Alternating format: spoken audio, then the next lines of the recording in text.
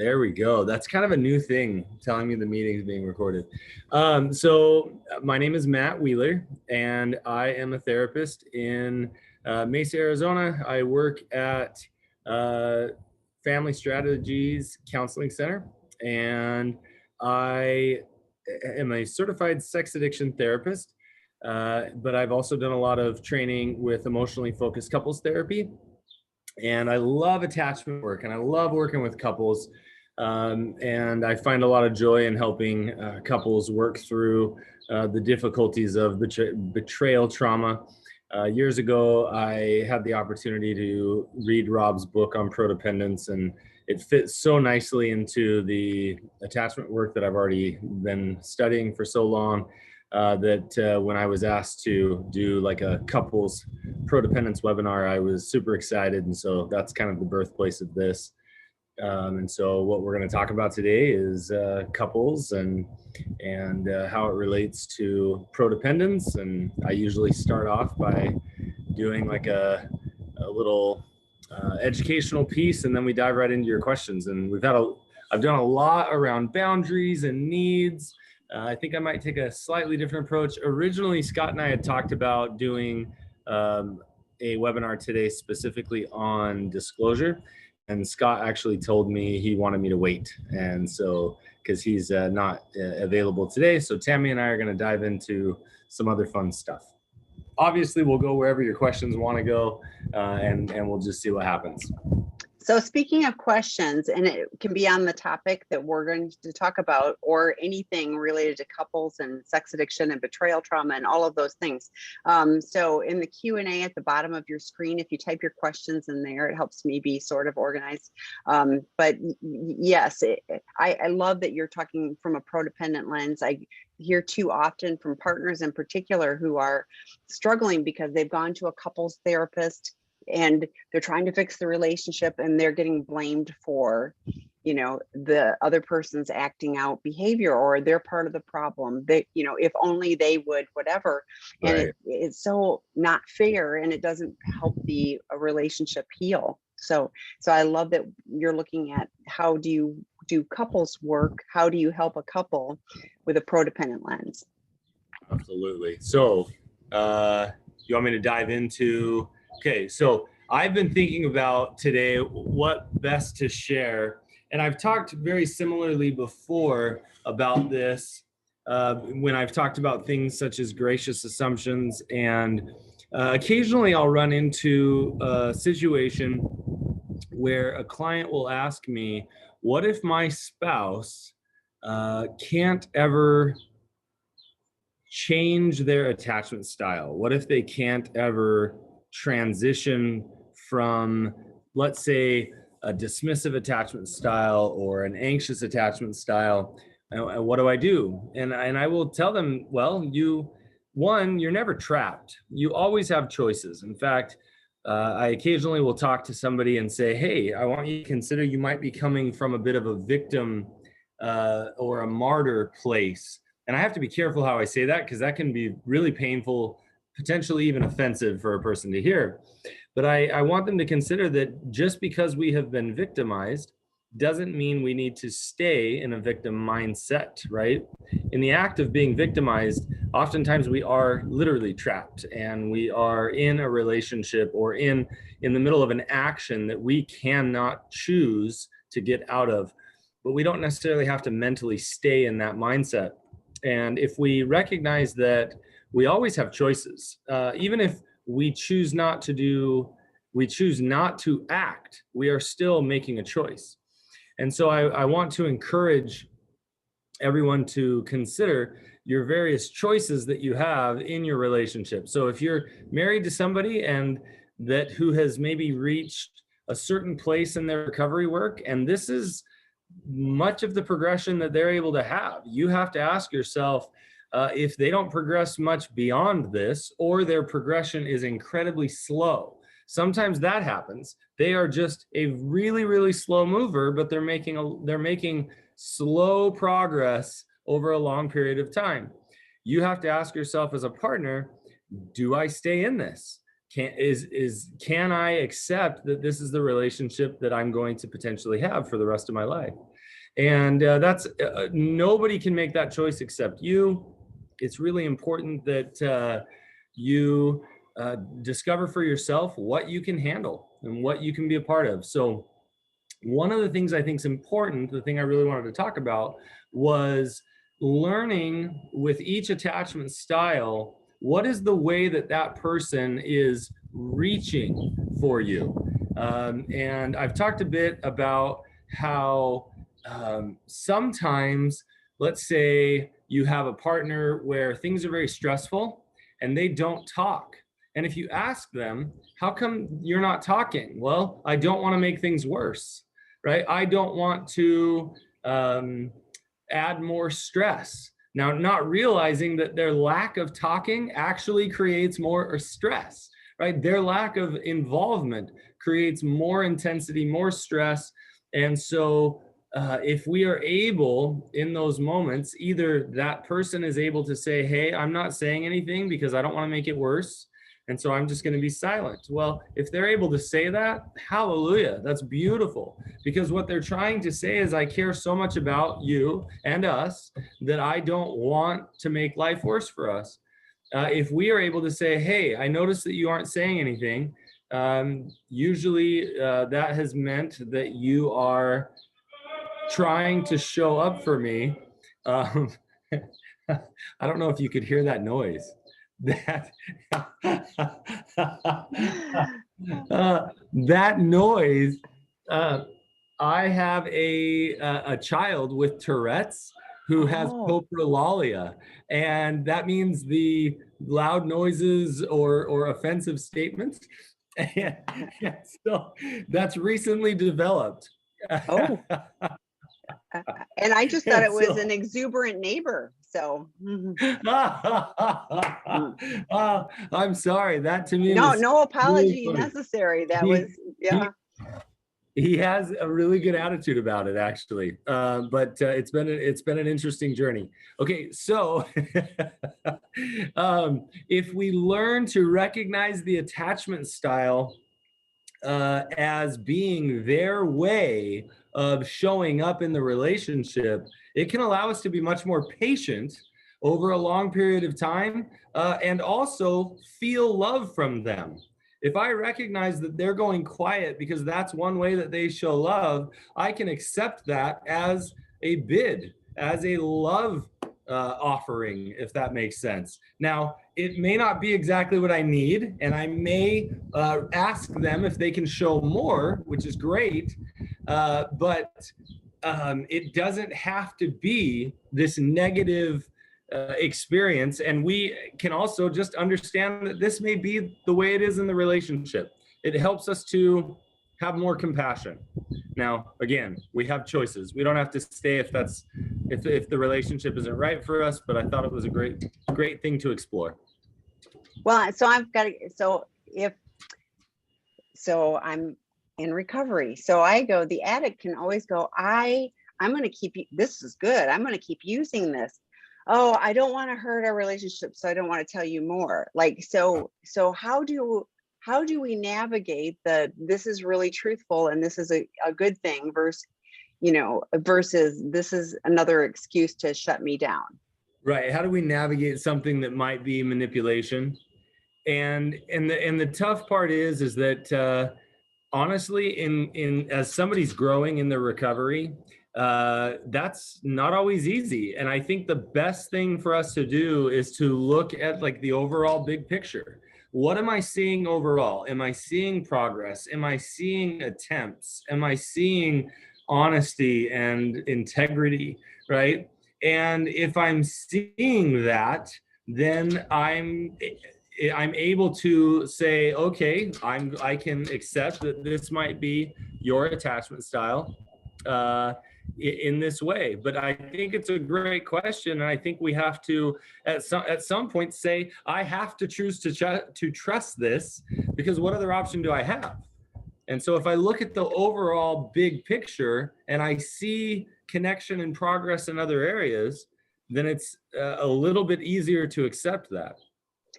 And I was thinking from a strategy standpoint. So if I said, I need to, I'm not saying anything right now because I don't want to hurt us. I'm gonna go to my trusted, I'm going to go to my therapist, I'm going to go to my, sponsor, I'm going to go to my peer support group, and I'm going to, figure this out so that, I can come back to you with, but to me, that would be the other side of it, is like, okay, rather than just shutting somebody down and going, I don't want to hurt you, da, da, da, it's like, I don't want to say anything right now. I need to process this with the right, support people to help me be able to come back with integrity about the Right. message. So that one, and let's not get too, I mean, let's absolutely keep talking about it, but let's not get too caught up on the one example, right? right. In the one example, I'm suggesting that in the moment, we're not saying, okay, fine, let's not talk. I'm saying, hey, I'm noticing that you're not talking. Is that because you're afraid to make things worse? And I'm recognizing, well, thank you. I'm grateful you're not wanting to make things worse. That means you're thinking about me and this and us and the situation. At the same time, let's talk more about that discomfort for you, right? Or I would love for you to, if we could talk in the morning after you've had some time to think about it, right? Like whatever is going on, it does not give an opportunity for disconnection. It doesn't mean that we don't continue to make bids. It's that we are recognizing, rather than me interpreting that as, wow, you really don't like me, I'm interpreting it as, wow, you're really uncomfortable and you're shutting down. So that makes sense. Yeah. I mean, yes, as long as it's still part of the process, because, like I said, it's easy to manipulate it and go, oh yeah, that worked really good. I'm going to use, I value us so much. So yeah. Right. No, and I think it's tough because one of the toughest things is that recovery can be weaponized. But in any point, in any stage, you can weaponize it. And what somebody who struggles with addiction, they've become an expert on figuring out how to weaponize or manipulate and use things as a key of survival for them. And so the truth is, any aspect that I teach or share can be grabbed and used as a weapon in a relationship. And so that it's a wonderful question. How do I stay out of that? Or how do I believe them? But as we progress in recovery, we have to at some point start to shift the way we think, the way we speak, what we're sharing with each other, and see it as potential attachment bids. Yeah. And I think that that's in a recovery process, there is progress. And I say this all the time.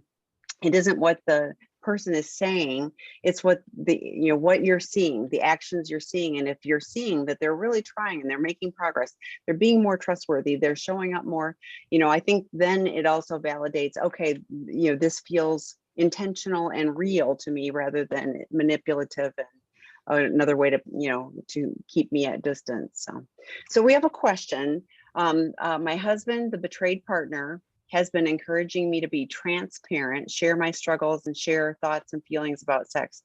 He's asking me to share at least once an hour, at least. I realize the addict inside me is struggling to be honest because I think that what I say will hurt him more. What suggestions might you have about boosting my ability to be transparent? That is such a good question. There's a lot going on here. I would be curious how you feel about him asking you to share once per hour. I think it's great if you both are on the same page. I think it's actually a good stretch for you. And so I love the idea, and I hope it's working for the two of you. The suggestion I might have in boosting your ability to be transparent would probably be to talk about what it is that is preventing you from being transparent. So people on here, you've heard me talk about before that the concept of slicing it thinner, and that is. Like you said here, I think what I will say will hurt him more. Well, one, as somebody in recovery, if you've been struggling with addiction, you have learned how to manage your own hurt and essentially manage the hurt of others. And it's not helpful for you or anybody else. And so don't be rude. Don't be mean. All right. Don't just say, well, Matt told me on a webinar that I should say everything, no matter how I say it, just to get it out. That's not what we're going for. But I think it's important for you to even say, I could open up and talk about this, but I'm really scared that I won't know how to talk about it in a way that won't hurt you more. So lead with that. That in and of itself is an attachment bid of saying to this person, I care about you so much, I don't want to see you hurt. However, I care about you so much that I don't want to lie to you. I don't want to be dishonest. I want to have integrity. And so I'm going to share something with you, and I need you to be patient because I might say it wrong. I might say it in a way that's unhealthy. Something that we do in sharing with another person, let's say we're having a hard time with their tone of voice. What we say is something like, hey, the way you speak to me makes me feel like a child. And what they hear is, it's your fault that I feel like a child, and you need to learn to speak differently so that I don't feel that way. And we might even feel that way when we say it.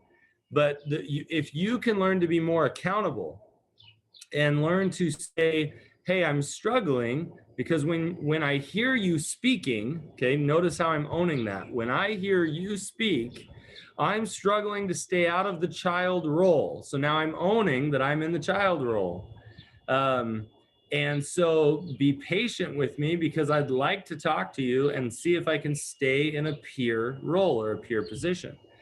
And so the more accountable you are about your struggles and your ability to stay connected or to share certain things, the more you're going to be able to be transparent and not create a situation where it's easy for your partner to go to a defensive position, which is what we want to do. So sometimes you might go to a friend and say, hey, I want to say this to my partner. I want to share this piece of information, but I'm concerned that it might sound like I'm attacking. Can you help me change the way I'm saying this so that I'm taking more ownership? And so then you're bringing to your partner something that's been maybe worked through a little bit, if that makes sense. And then as far as your ability to be more transparent, sometimes people don't even know where to start. Sometimes it's using an emotions chart, and every hour log your emotion. And so I'm feeling a little bit down. Okay, well, why are you feeling down? Well, I realize that I'm frustrated with this situation at work, and the story I'm telling myself is that I'm not good enough, right? So you're trying to pay attention to your emotion, figure out the stories you're telling yourself, share those with your partner. Hopefully your partner will be able to listen without trying to change your mind or your opinion, and just continue to share more and more about what's going on for you emotionally, what's going on in your life. A lot of times partners will tell me, I just want to hear something. I just want to hear anything about what's going on in their inner world. So the more and more you can share that, the better it is in your relationship. Hopefully that gives you a few suggestions.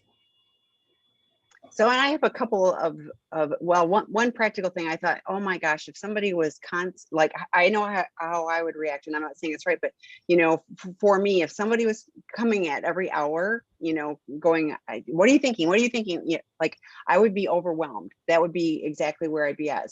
So one of the things that we've suggested on other webinars is come up with a safe time, like Tuesday nights at 7 p.m., Thursday nights at 7 p.m. and it's 20 minutes or something like that. Like, it's a finite period of time, and having the little list of, here's the questions I have, here's something, but then so then the rest of the day feels more like safe, and I don't have to worry about, what am I going to be asked next? What am I going to be asked next? And, I would feel always on guard. So that was one thing. The other thing, when a partner is asking to share your thoughts and feelings about sex. I mean, I don't know how early this feels like it's early on. Um, Not necessarily recommended that like you be that transparent. I mean, there's a disclosure process for a reason, and it's like not right off the bat. But having safe people, like Matt was talking about, go to your safe people, your peer group, your therapist, whatever, and process through that. But having a betrayed partner, here, yeah, I was just triggered by that person walking down the street, or I mean, like that, it can be a body trauma reaction for the partner too. So knowing, how to get support for each of you safely, and what is appropriate to share, like, here's what I'm doing for my recovery, here's all of those things, make sense. Sharing every gory detail, yeah, the whatever, body parts, or I mean, I'm seeing body parts, I mean, that would be problematic. So I think it has to be transparent. Yeah, I'm doing good on my recovery today, I've struggled a little bit with my recovery today, I'm going to go to another meeting, some of those type of messages. And betrayed partners, are fantastic at interrogation. I mean, quite frankly, I mean, because they're looking for safety. I 100% Right. get it. But Well, it's like, tell me. right, And then it's the addict will go, well, they wanted to know, and they do, and they don't. And you right. can't ever unhear it. That's the Well, problem. and so the tough part is, because it's interesting, because I don't, like you said, we don't know where they're at in recovery. Sex is one of the most vulnerable things. I mean, I have reasonably healthy couples who don't have betrayal trauma going on, and they can't talk about sex in their relationship. Now, usually there's different reasons why. To talk about sex in a relationship, there's a lot of people who actively participate in sex in their relationship, and yet they never talk about it. So to talk about sex in the relationship, or even outside of the relationship, meaning let's talk about past experience, or let's talk about the addiction, or whatever that might be going on, that's an incredibly vulnerable thing to talk about. And if I don't know how to do vulnerability on a base level, if I can't talk about my emotions, if I can't talk about my hurts, my struggles, my fears, man, sex is going to be incredibly difficult to talk about. So now you've talked about that interrogation from a betrayed partner. Yeah, it's a safety building mechanism, and unfortunately, the betrayed partner feels like they're talking to a equal peer, and they're saying, "Hey, comfort me, help me, ease my pain." And the person struggling with addiction often feels like they're being interrogated, that they're failing, that they're never going to be good enough, that everything's all their fault. And so they now feel like this disobedient child, and the betrayed partner is like the powerful adult who has all power in the relationship. And so now we have like no space for vulnerability, because, well, there's vulnerability. If we just start talking about, hey, I feel like a child, hey, I feel like I'm being interrogated and I'm not sure, because I know you're seeking safety and I don't know how to respond, right? We can be vulnerable, but we have to be vulnerable about what's happening in that moment. And that's not easy to do. It's doable though. But Well, I think from a partner standpoint too, if I feel like I have to interrogate you because I don't feel safe, like, I mean, that's a vulnerability for the partner to be able to say that too. It's like, I'm looking for safety, and here's how I'm doing it. And I have to interrogate you because you're not going to give me any information otherwise. So now I know all this new stuff about you and your old life, even though we were living together and married or whatever in this relationship for however length amount of time. But the only way I'm going to find out information is if I interrogate you. And so they're saying, if you look at it from an attachment perspective, what they're saying in that experience is, I want to be close to you, but it feels like, prove yourself to me, prove that you're safe. And so it's this total shutdown, even though it's two people who desperately want to figure out how to have a connection. And the good news is there is hope. There's lots of couples that move through these very challenging spaces with the Absolutely. right support, with the, with the right professional help. That there are ways to do it in the moment. If you're just looking to each other, that's challenging, because it's two people that are coming at things with wounds and everything else. And I use the word interrogate, so I don't mean to offend anybody. I mean, but it would really, as a partner, I'd be going, that's what I feel like I need to do. And as Yeah. the addict, I would be, I know me, I would be reacting as if that was what was happening to me. Now, this person continues, your comment about making bids addresses the following somewhat, but I'll ask anyway. I'm insecurely attached and my husband is securely attached. Luckily, knowing this about each other has helped us to feel that we're on the same page. Although securely attached, sometimes he's hesitant to share his needs and feelings because it's up to me to tell him what I need, meaning the success of our relationship is up to me, the betrayer. Frankly, that's a lot of weight on my shoulders. How do I remain relational in this kind of situation? So that's a great question. When you say he's hesitant to share his needs and feelings, and if he's saying it's up to you to tell you what he needs, then I'm trying to figure out if the way you're interpreting that is that he's not engaged and therefore the weight of it is on your shoulders, that if you choose to engage, he'll then engage. And I'm not sure. So assuming for a moment that he is securely attached, what might be happening is that he is saying, I can wait, and I'm not disconnecting, I'm not pulling back. However, I need some more trust, and so I'm going to wait here. And when you figure out, when you're ready to open up and connect and show me more trust, I'll show you more of my needs.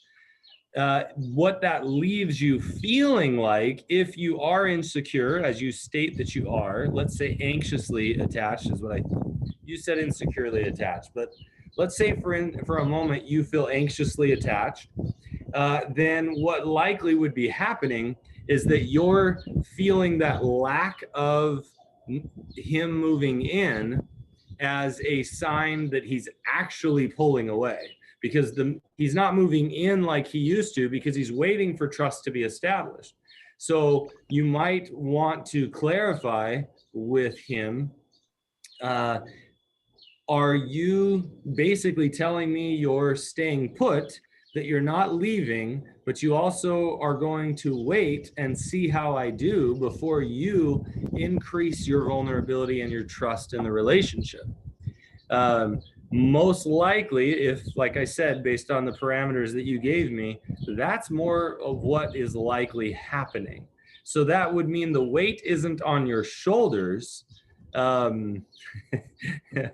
want to use a play on words here.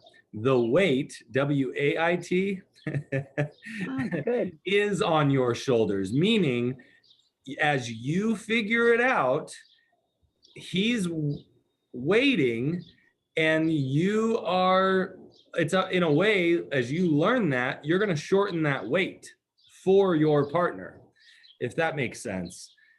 Because I'm hearing that it's just a matter of, let's build the trust and then I will re-engage. But I bet that lack of engagement feels like detachment. Detachment is pulling away, it's disconnection. But with an anxious attachment, somebody holding still will often just feel like detachment. Anyway, I hope that all made sense. It does make sense to me. Yeah, I was just trying to think of, I mean, other than communicating, is this what you're doing? Like I mean, any other practical tips for navigating that space? Yeah, I think asking, hey, help me understand. When I hear you say, it's up to me to tell you what I need, are you saying that you're um, disconnecting in the relationship? Are you not going to let me know any of your needs? I mean, ask that question. And the truth is, you probably know lots of his needs. You probably already know, and you might even ask, "Hey, I would like to do this. Is that something you would like? Is that something that would be beneficial?" I would ask for their needs based on what you know, and ask if that helps to build trust. Right? It doesn't leave you powerless. It doesn't leave you with the burden of the entire relationship. What they're likely saying to you is, build some trust. Show me you're in, because there's been such a breach of trust up as of recently. Other things I think you can do is to explore your needs more, and even ask, can you relate to this need? In what ways do you get this need met? I'm realizing that I have the need for, I'll just use something simple, validation, let's say. When do you feel most validated in the relationship? Because I'm not sure I've really understood validation, right? So I'm going to now take this vulnerable piece around needs, and I'm going to go to my partner and ask them their experience with validation. I'm going to ask them their experience with when they feel most appreciated in the relationship. So I'm going to open up and start asking how they can relate, how they get their needs met. You can actually bring a lot out if you're brave enough to start asking those questions. And I think I think that's exactly what it is the communication and being willing to be the vulnerability is saying, hey, this is who I am, this is where I have a need, and putting it out there to see if this person's going to be able to step into that. And one of the things that I have found in my old age is that, like, I can't get all my needs met from one person. Like, I cannot expect my husband, as great as he is, to be everything. So I have to make sure that, because he's a certain personality type, I'm a certain personality type. So if I expect him to be different, it's not going to go well. So making sure that I have the support system and I have people in place to help me, helps me make sure I get my needs met without being all my eggs in the one basket of, especially like I said earlier too, if you guys are both, you're both vulnerable and wounded, and it's all quite confusing. So getting support outside to help support each of you, I think will be useful too. So, okay, other questions? Yeah, let us know what you guys got. Yeah, it'd be good. So, All right. I'm gonna go ahead. We got one that just popped up. Oh, yay. I was just going to say, and we have the new Prodependence book is finally done. So I'll talk more about that in a minute. So after 5 years, my husband has had a hard time gaining traction in solid sobriety, no empathy unless it benefits him, and shifts blame. I see his relapse patterns and my gut gets activated and my walls go up. He goes to 12-step, sees a sponsor, sees a good CSAT. I have trust in the whole time, but he omits things with his support. He was diagnosed with antisocial and avoidant personality disorder. I set boundaries and needs, but he told me the more I do this, I'm pushing him away. We are separated and he wanted to move back in, but my gut says something is not right. He cannot follow through with commitments. I discovered more things in April that he did not tell me, so my gut was right. No empathy or apology. Can personality disorders hold an SA back from sustained sobriety, inability to have empathy, more self-centered, and can manipulate his recovery? It's been so difficult. Oh my gosh. Yes, it has been difficult. Boy, yes. I mean, let me just say this. Personality disorders, you sometimes have to look at something like that as like diabetes, that there is a limitation that is always there, and it can be treated but never potentially change. Symptoms can be made less, and I'm not an expert on diabetes, so this may be a terrible example, but you can treat it, but there gets to be a certain place where you may have to accept that this is what my spouse has to offer. Like, this is um, really, can I live in a relationship where this is the consistent pattern? It sounds like to me, I mean, as far as solid sobriety, I think people with a personality disorder can make solid sobriety, right? I don't know that the personality disorder prevents a person from having sobriety. Typically, I mean, sobriety is about accountability. It's about having the right support system in place. But the reality is, if you have an antisocial or avoidant personality disorder, you're going to have a hard time getting a good social structure, a good support system in place. It's going to be really hard to have sobriety if you don't have that in place. And so, no empathy, well, that can be pretty common for somebody with a personality disorder. They don't often have the ability to be empathetic. They can learn empathy skills, and they can recite empathetic phrases, and they can learn to the best of their ability how to be empathetic from a skills perspective. But will they be able to fill it within themselves? Not necessarily.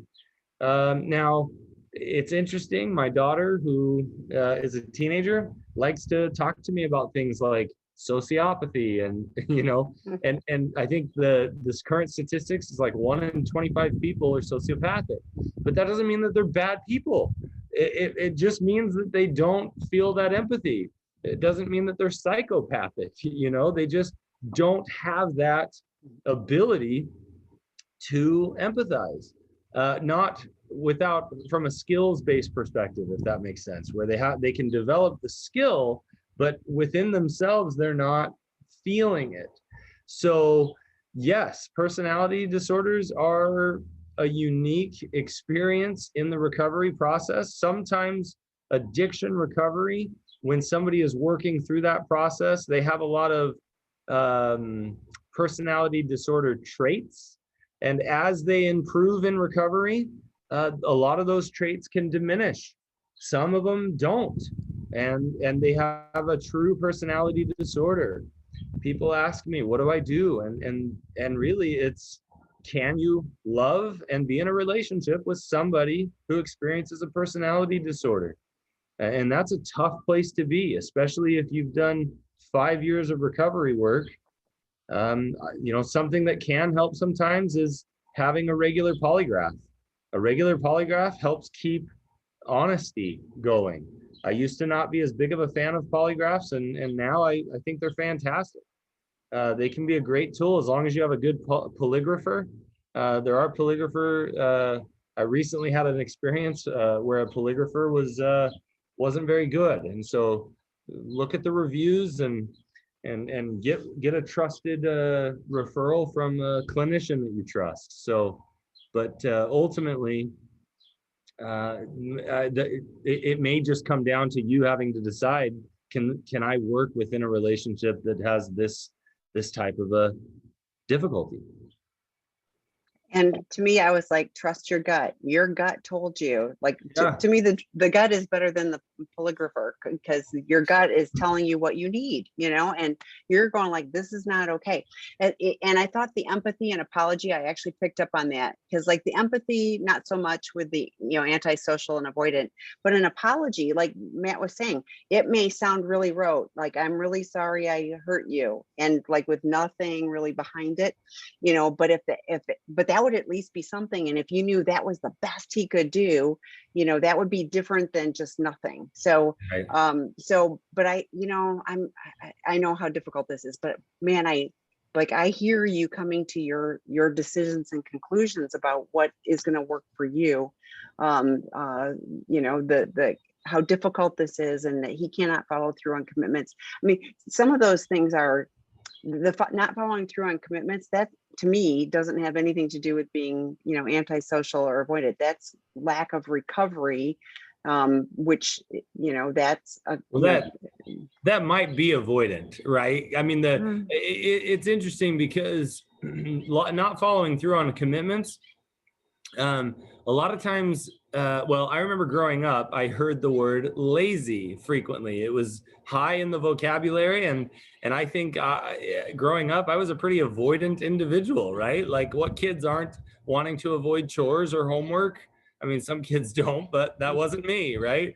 And I heard that word a lot, and there were times where I got it into my mindset that that's who I was. The interesting thing about avoidant says, I want to avoid pain and figure out how to increase pleasure or happiness or joy, right? The problem is that you can't have joy without having pain. And so being avoidant actually minimizes our opportunity to have joy. And so I guess my push there is there could be a lack of follow through on the commitments that is avoidant based, just because that commitment might bring me pain or might bring you pain, and I want to control that. It's I not hadn't thought of healthy. that. Yeah, no, that makes sense too. So then if avoiding that, so what I hear you saying is, I'm going to avoid this pain because I'm going to avoid these commitments, but I'm also then like, I'm not going to get the good stuff of getting back together and moving back in the house. Totally. So I'm going to make it worse. Yeah. I'm going to avoid the pain in this moment and then create greater pain because you can't trust me. It's an awful cycle that is really difficult for most of us to get. Did I freeze up? Yeah, just for a second, but you're back. So you said for most of us to get. So yeah, it's a tough cycle for most of us to understand. For most of us to get, right? Like, yeah, that we want to avoid pain now. Did I freeze up again? I hear you. I'm hear you. So. We want to avoid pain now, not realizing that when we push that down the road, we make the pain much worse because now we don't have trust in the relationship. And it's just a terrible cycle for us to get involved in. Yeah, it's like the snowball effect. It's going to keep getting bigger. Okay. All right. So then the next is a follow-up. It is regarding self-compassion versus selfishness. I'm struggling with adding more to my outer circle, but you guessed it, I feel worried about being too selfish. How do I strike a balance? This is such a good question. It's really interesting how many people I run into where they feel like anything to take care of themselves, including compassion, they feel like that is selfishness. And I think there's a plane flying overhead. These are live, people. So yeah. This is live from my back patio. But they feel like that in order to take care of themselves, that is selfish, right? And it's interesting because, again, it's an overused analogy that works so well. Imagine you're on an airplane and you're flying with a child. Your instinct, if the air, and I've never been on an airplane where the little oxygen masks come out. That's never happened for me. But I would imagine my instinct is, okay, let me not be selfish and put the mask on my child. But there is a wonderful video on YouTube, and I think it's by Smarter Every Day. It's a guy who does these videos, and I think he did one on basically the oxygen deprivation that comes at altitudes and how long we can stay conscious, right?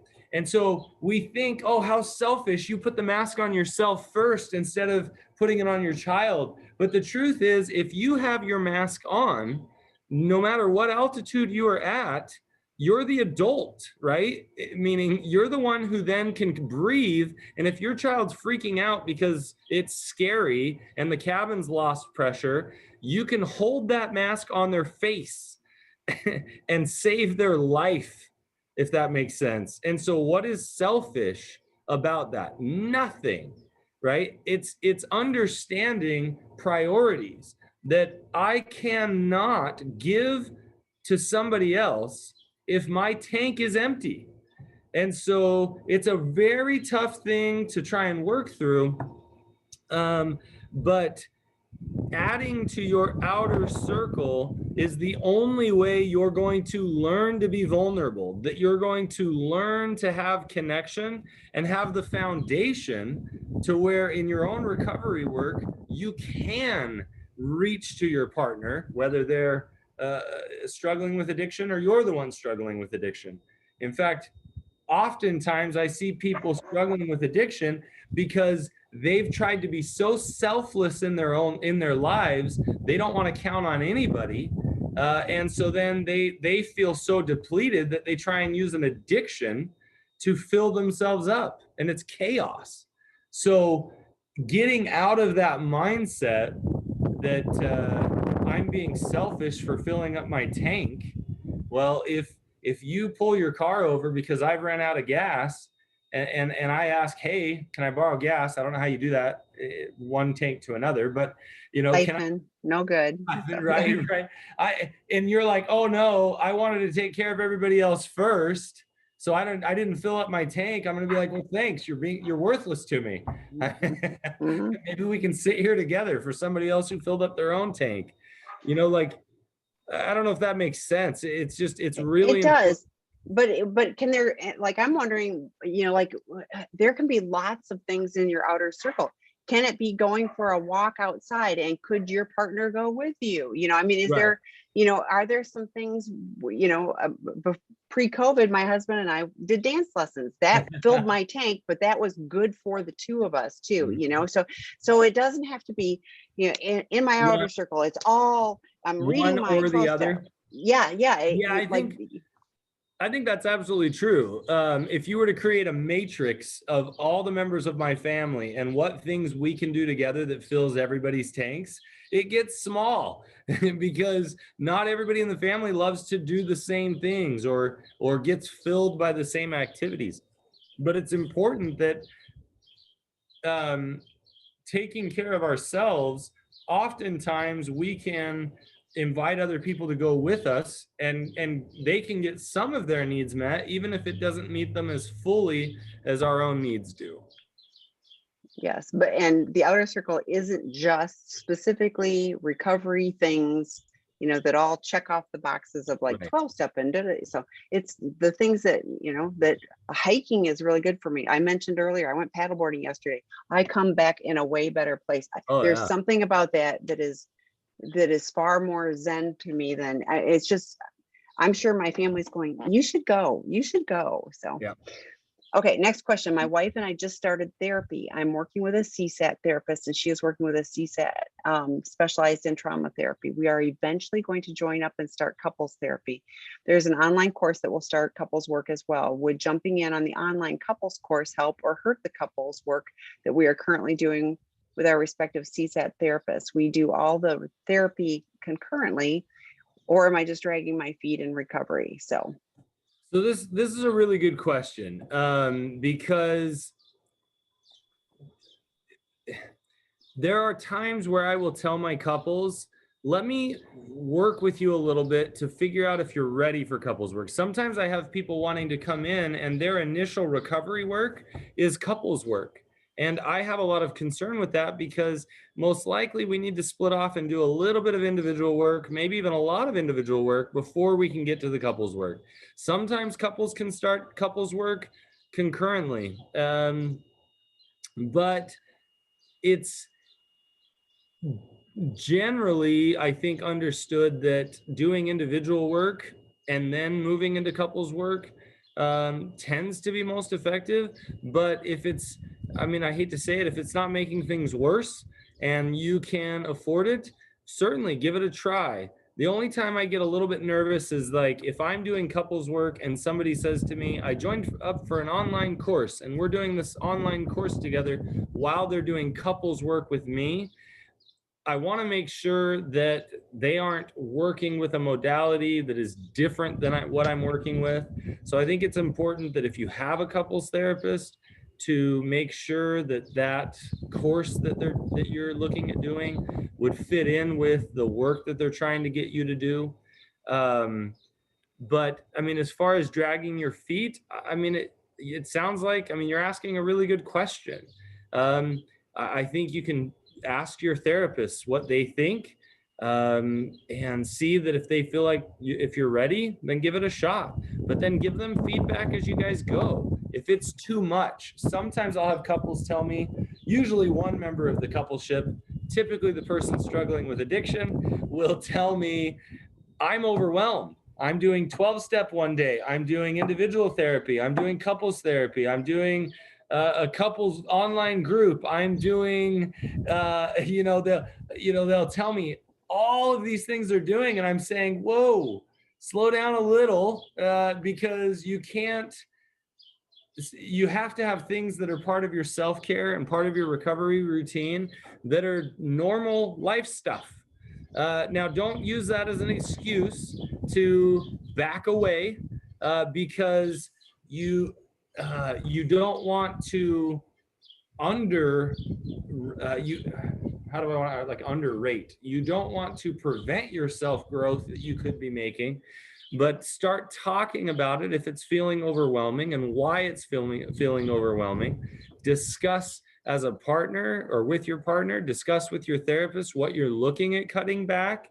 Don't just make a rash decision to cut things out, but go ahead and add things in and see how it feels. See if it's helping. If it's confusing or causing some sort of conflict within yourself, great, bring it up in therapy.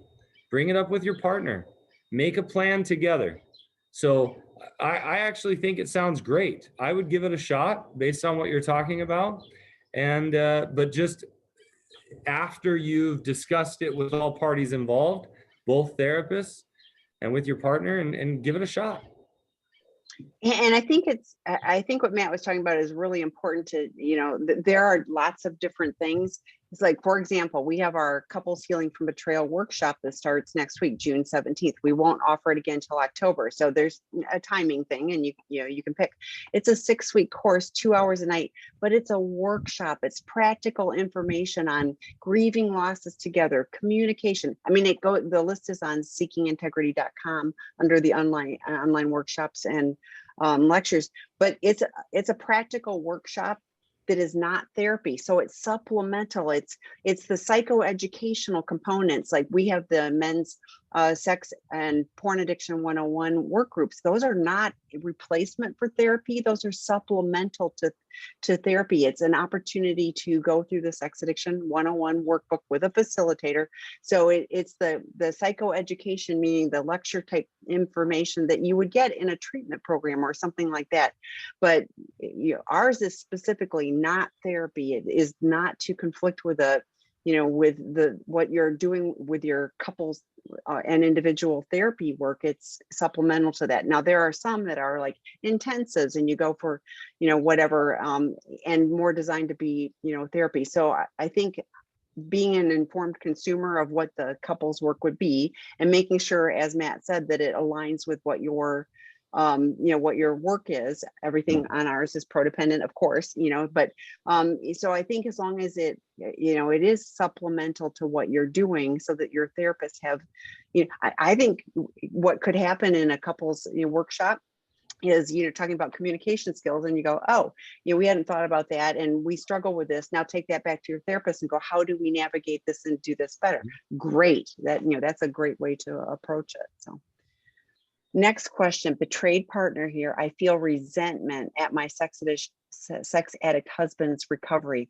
While he's becoming the best version of himself, I'm becoming the worst version of myself. He is so free and present, and I'm just not.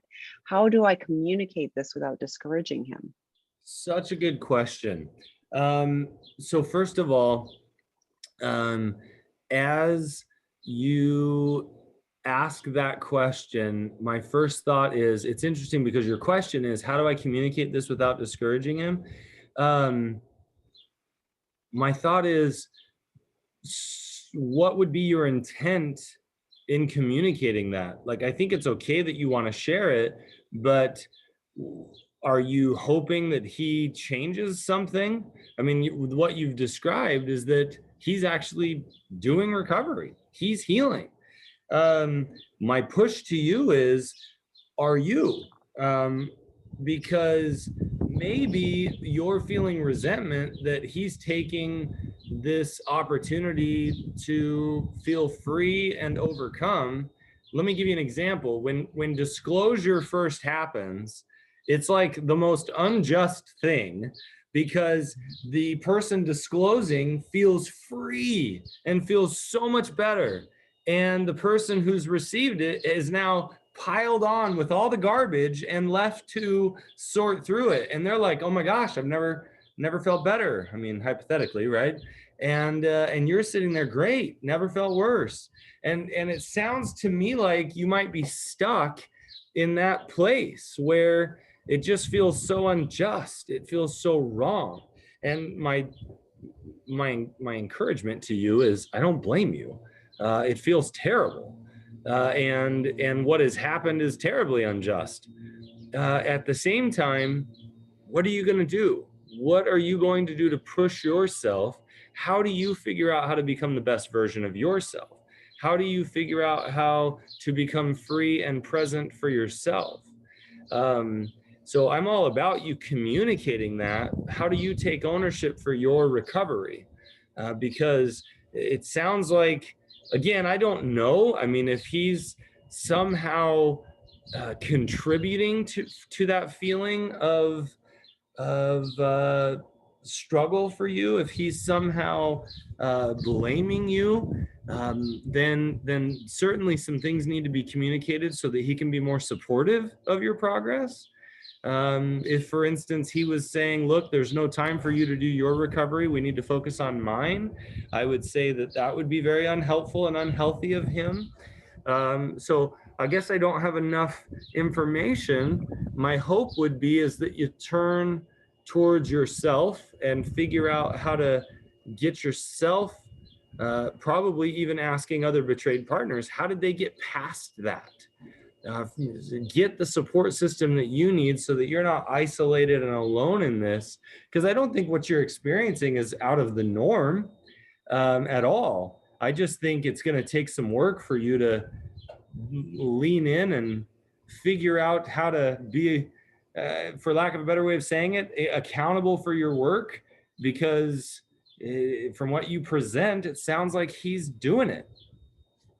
And I'm so glad you're here. And what Matt just said about leaning into other betrayed partners, 100% agree with that. There are a number of betrayed partner drop-in groups on sexandrelationshiphealing.com. Highly encourage you to do that.